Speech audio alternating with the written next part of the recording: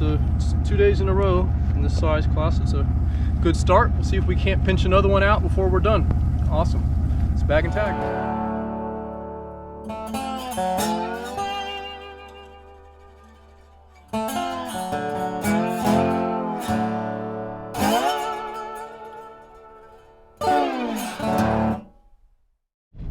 Well, hello everybody, Ant-Man here, heading out on a very cloudy morning. A lot of times on these mornings when the fog is real heavy like this, the snake hunting can be pretty good when the cloud cover finally breaks and that sun shines through. So I'm heading out to an area that's not accessible via vehicle, so when I get there I'm going to switch over to the bicycle and to walking.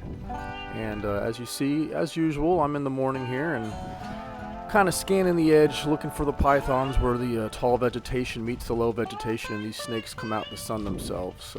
It's a pretty productive way of finding them if it's the right time of year. The main thing you got to watch out for around here is poisonwood. Boys, there are tons of it, and that's nasty stuff. If you have any kind of allergic reaction to poison ivy, you're gonna really hate poisonwood because it's the same toxin. It's just a higher concentration of it. So this stuff can be really nasty, especially when it rains. When the water droplets come off the leaves of the poisonwood tree, if you get those on you, whoo boy, you're in for one heck of a rash. And the other thing that happens quite a bit is when you extract a python from poisonwood, the coils of the snake will wrap around it and rip the leaves off, and then when you touch the snake, you'll actually get the toxins all over your hands. So it could be some pretty wild stuff. But let's go ahead and jump into today's action, see how it goes. There's a python. Yeah. Hey there, little buddy. That's always a plus. Good way to start the day.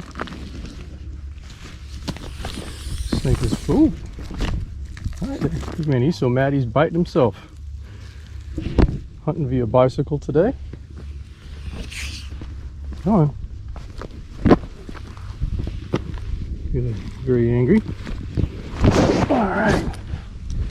There we go. This is about a 8.5 footer. And it is a male in shed. So you know what that means? It means there's a girl somewhere around here. And it'll be my job to find it over the next few weeks.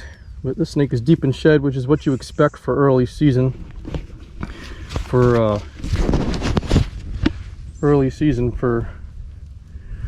pythons that are out getting ready for the wintertime breeding time. So we're moving into that. It's a little bit hot this year, but nonetheless, you get the idea. All right. So, it's going to be time for me now to log this bad boy in and bag it and move on to the next one. Now we're going to have the fun of bagging this guy. Shouldn't be too much of a problem.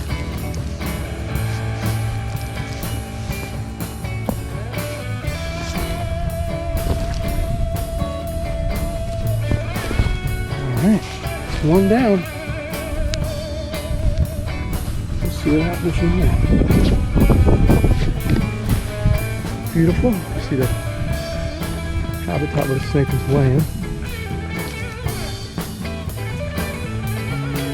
Basking right here in the morning sun. A lot of times pythons that are shedding tend to bask pretty early. I find them sometimes as early as 8:20 in the morning, but it varies. But nonetheless, it's a good sign that there's going to be a female around here. So we'll go ahead and hop back on the bike and continue hunting. Well, when you notice that I catch a python, oftentimes I will use my foot to pin the snake.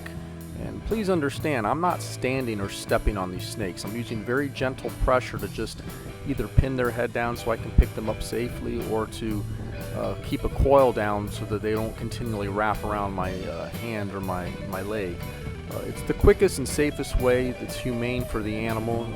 I do not like to get the snakes to strike just, for the camera and all that kind of stuff. It stresses out the animal. That's the reason they're striking. So for me, the idea is to get these animals out of the ecosystem with the least amount of stress to them and the least amount of harm to me. I don't need to get my hands torn up all the time getting bit. It happens, all of us hunters that deal with the pythons, we do get bit from time to time, but if you're careful about it, you really won't. Anyway, I continued on this day, and I did not find the female I was looking for, despite my continued effort that you see here of cruising along the edge. But I'm about to head out on day 2 with my buddy Kevin to a different spot, and we'll see how it goes. Go ahead.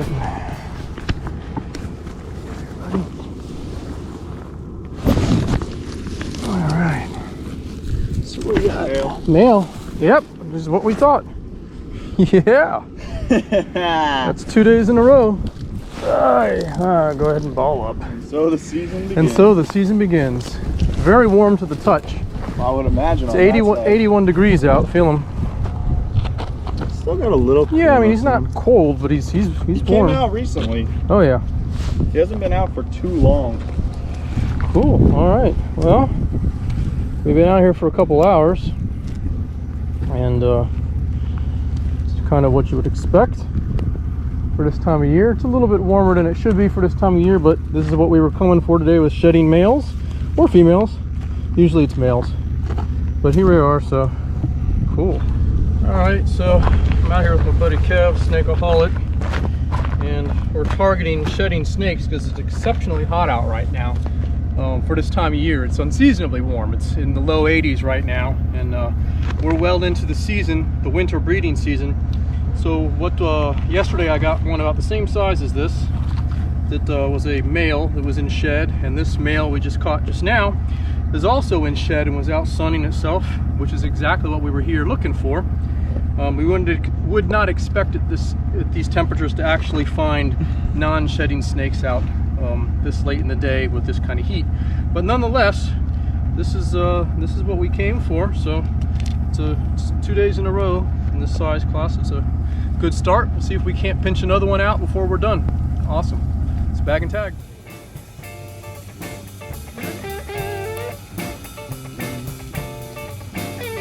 Get him, Lulu. Get him, Lulu. Get him, Lulu.